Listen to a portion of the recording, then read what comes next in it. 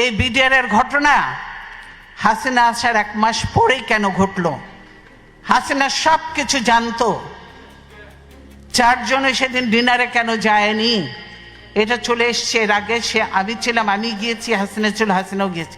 এইবার কেন হাসিনা গেল না? তার পরের দিন কেন ঘটনা ঘটলো? হাসিনা এবং মঈনুদ্দিন এটা জানতো এবং তারা এর জন্য দায়ী, এটা মানা যায় না। কাজেই হাসিনাকে একদিন জবাব দিতেই হবে এটার জন্য।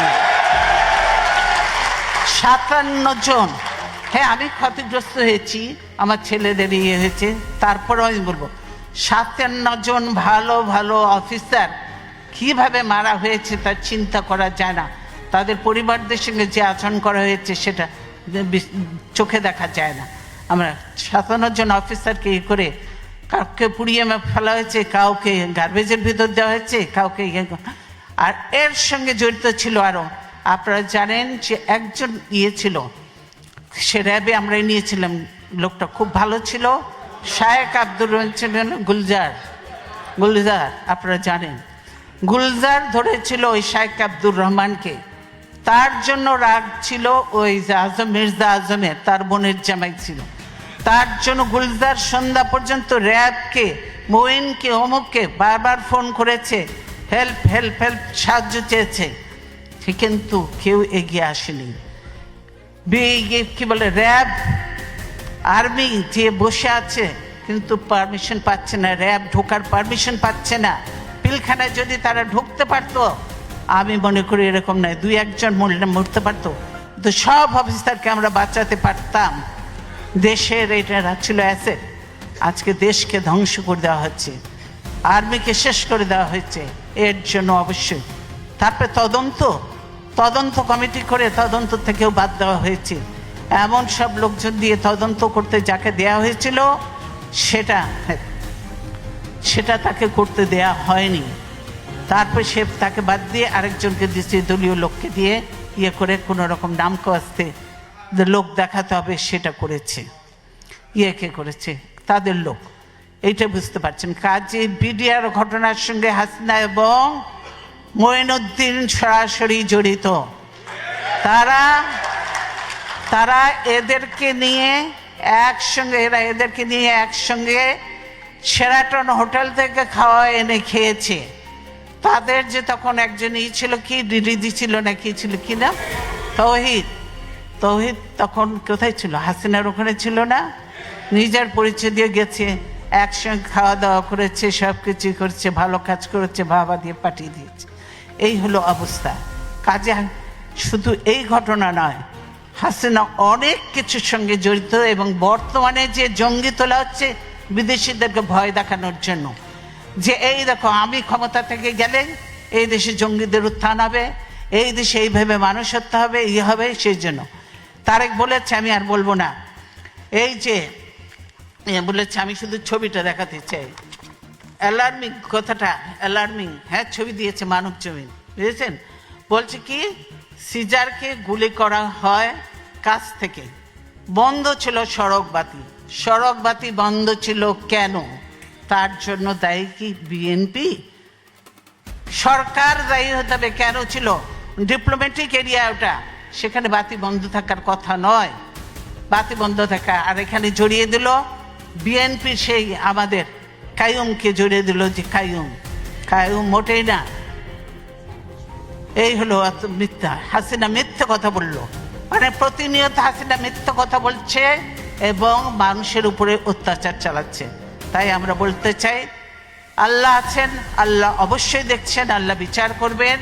এবং আপনাদের বলবো যে আপনারা সকলে বুদ্ধিমান, বিবেকবান, শিক্ষিত এবং এমন এক দেশে আছেন যে দেশে গণতন্ত্র, মানবাধিকার সব কিছু আছে এবং এদের কতগুলো সিস্টেম যে এত ভালো লেগেছে আমার কাছে।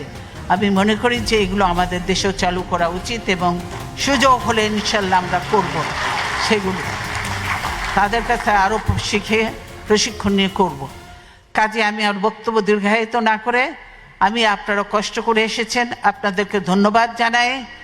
অবশ্যই আপনারা দেশে আজকে, আমি সাংবাদিকদের কথা বলতেই পারিনি, সাংবাদিক আজকে মাহমুদুর রহমান জেলে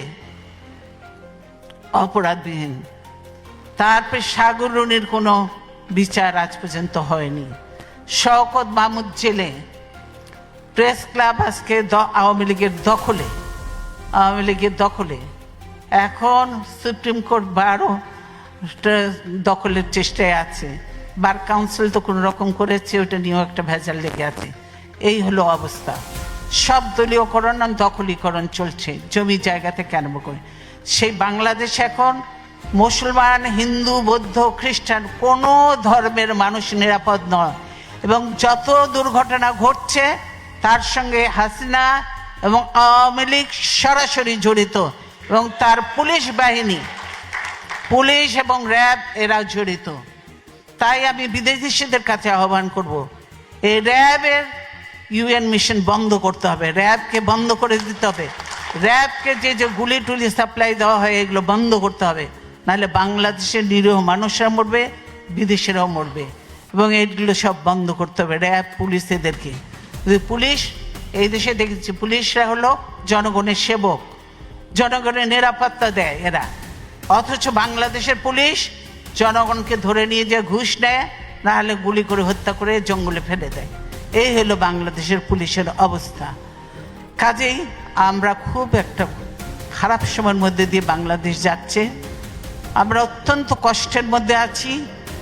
তারপরেও আমি এতদিন গণতন্ত্রের জন্য সংগ্রাম করেছি, এখন অনেক বয়স হয়েছে, তারপরেও বিশ্বাস আছে, আস্থা আছে, আল্লাহর উপর বিশ্বাস আছে এবং আল্লাহর রহমত আছে। গণতন্ত্রের শেষ লড়াই পর্যন্ত আমি চালিয়ে যাব, এবং দেশে গণতন্ত্র পুনঃপ্রতিষ্ঠা করে ইনশাআল্লাহ তারপরে দেখা যাবে, আল্লাহ যা কপালে লিখছে তাই হবে।